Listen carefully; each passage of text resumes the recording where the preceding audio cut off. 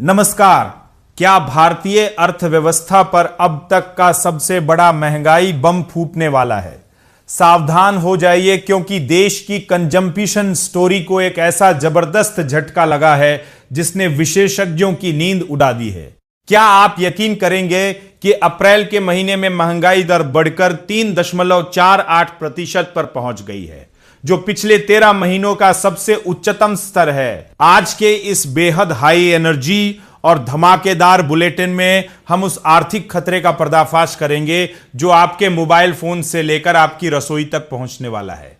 Video को अंत तक देखिएगा, क्योंकि आज हम आपको बताएंगे कि क्यों आपका हर शौक अब आपकी जेब पर भारी पड़ने वाला है।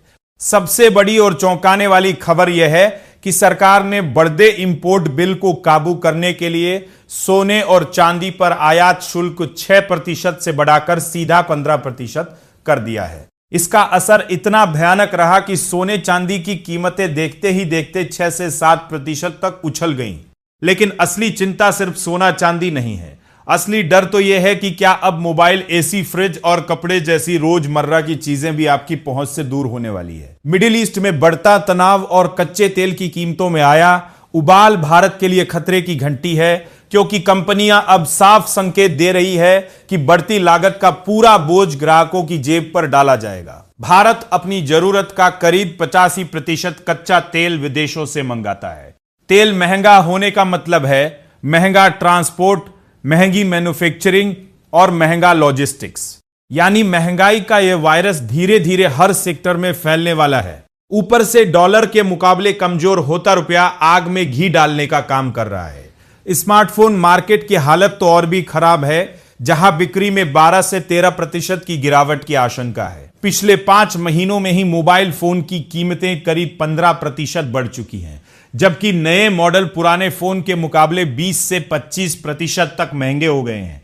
जो फोन पहले 20,000 में मिलता था, अब उसके लिए आपको 25,000 रुपए ढीले करने पड़ सकते हैं। सिर्फ मोबाइल ही नहीं, एसी और रेफ्रिजरेटर की कीमतें भी जनवरी से अब तक 20% से ज्यादा बढ़ चुकी है। कॉपर, एल्यूमिनियम और लॉजिस्टिक्स की बढ़ती लागत ने कंपनियों की कमर तोड़ दी है। मिडिल क्लास परिवार जो गर्मियों में नया एसी खरीदने का सपना देख रहे थे, उन्हें अब ज्यादा ईएमआई और ज्यादा डाउन पेमेंट का झटका लगेगा।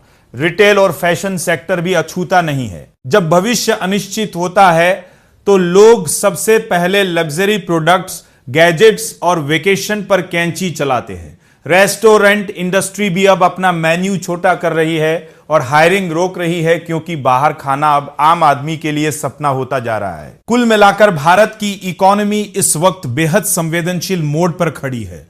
अगर महंगाई इसी तरह बढ़ती रही तो आरबीआई ब्याज दरों में कटौती टाल सकता है, जिसका सीधा मतलब है आपकी ईएमआई का बोझ और बढ़ना। स्टॉक मार्केट में इलेक्ट्रॉनिक्स, रिटेल, एविएशन और पेंट जैसे सेक्टर्स पर भारी दबाव दिख सकता है।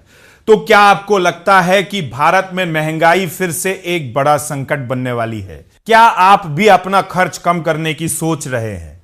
अपनी राय हमें कमेंट बॉक्स में जरूर बताएं, क्योंकि आपकी एक राय देश के आर्थिक मिजाज को समझने के लिए बहुत जरूरी है। बिजनेस और मार्केट के ऐसे ही सनसनीखेज और सटीक विश्लेषण के लिए इस वीडियो को लाइक और शेयर करें और हमारे टेकनेट इंडिया चैनल को तुरंत सब्सक्राइब करें।